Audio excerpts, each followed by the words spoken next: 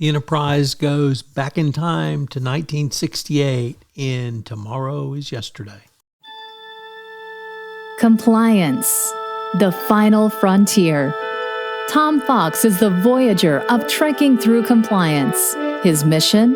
To explore the original series and seek out and share what it can teach you about compliance. Here's your host, Tom Fox.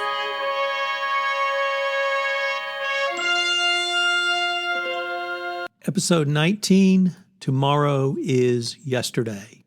In this episode of Trekking Through Compliance, we consider the episode Tomorrow is Yesterday, Start 8, 3113.2. In this episode, the Enterprise is thrown back in time to Earth during the 1960s by the effect of a high-gravity black star, no doubt the ubiquitous black hole. The Enterprise ends up in the Earth's upper atmosphere and is picked up as a UFO on military radar.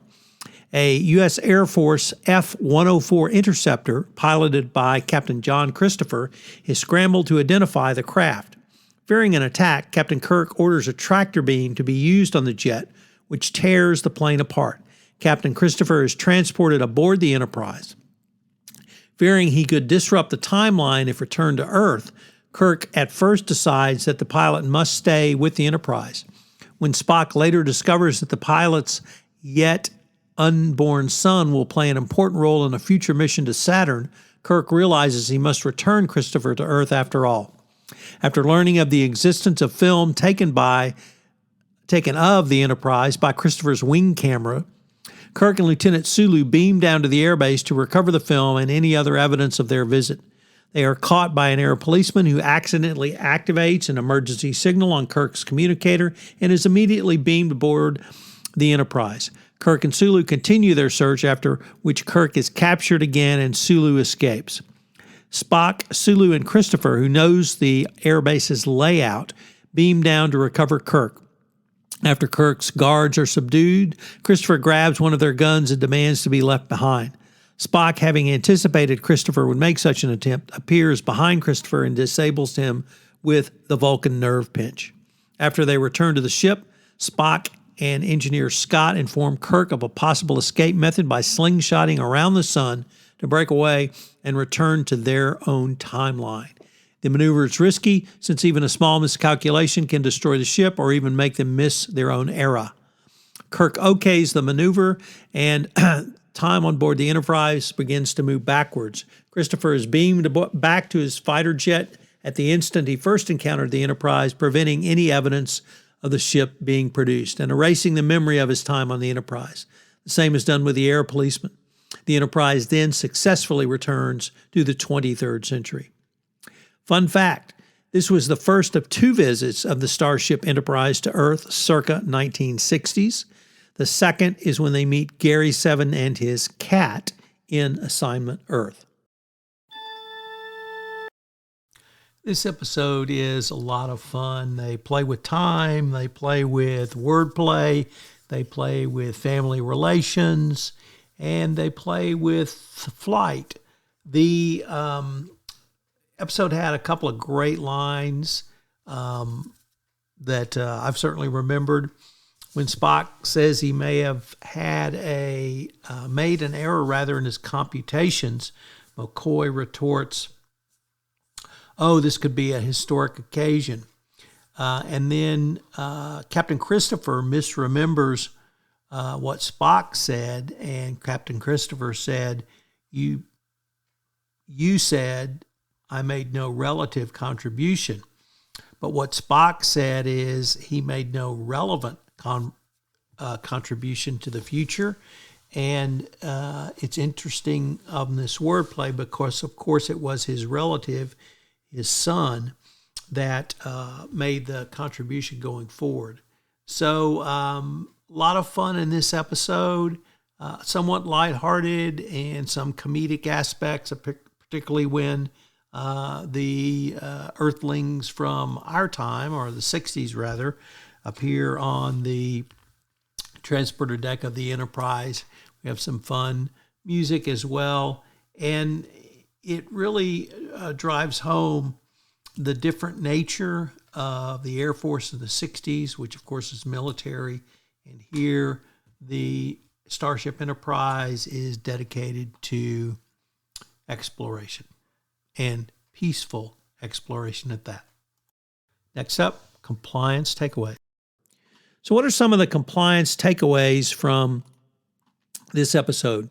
Well, first of all, I thought about the unexpected developments which can cause higher risk.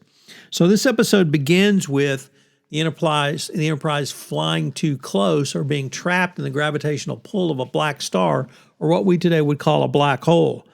Apparently they were unaware of the power of this black star when they got too close to it. So what happens when you get too close to that line? Do you get sucked in? Do you step over the line?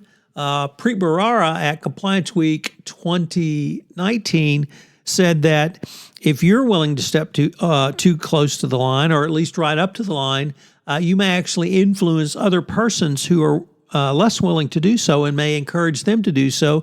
However, they may not have your same risk management techniques and strategies, and they may step over the ethical line. So in terms of risk, though, how close can you get? How close should you get? And what happens when an unexpected development can cause higher risk? Second thing, what is your investigative protocol? A fairly big part of this episode is Spock's mistake around Captain Christopher and Captain Christopher's achievements. Spock did not originally account for offspring.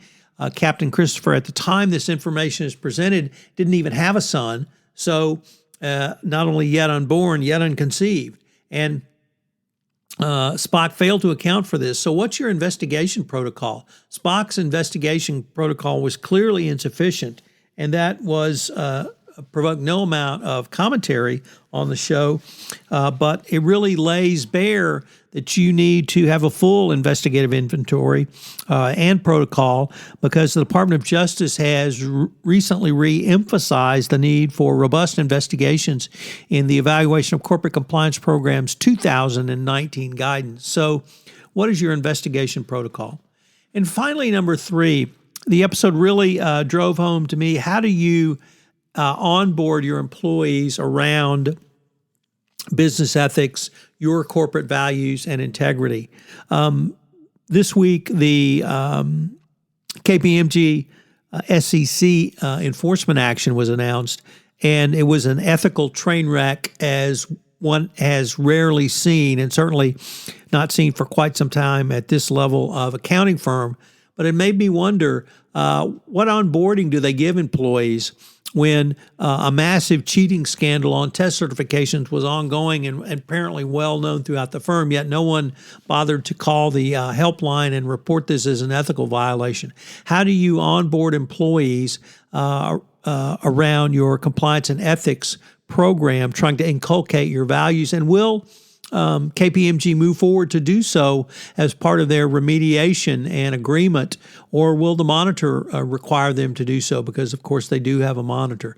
It's all very interesting going forward, and whether or not KPMG can sort itself out of this will certainly be one area. But what will be the onboarding that you will use for your program going forward? It also really points up not only the need for proper onboarding, but how do you use HR in your compliance program? Many compliance practitioners, I don't think, recognize how powerful an ally HR can be for you, and certainly through the onboarding process can help put your values of your organization and compliance ethics at the forefront. I hope you'll join us tomorrow, where we take up the episode Court Martial. Thank you for listening. If you enjoyed this episode of Trekking Through Compliance, you can help it grow by sharing it with the biggest Trek fan you know.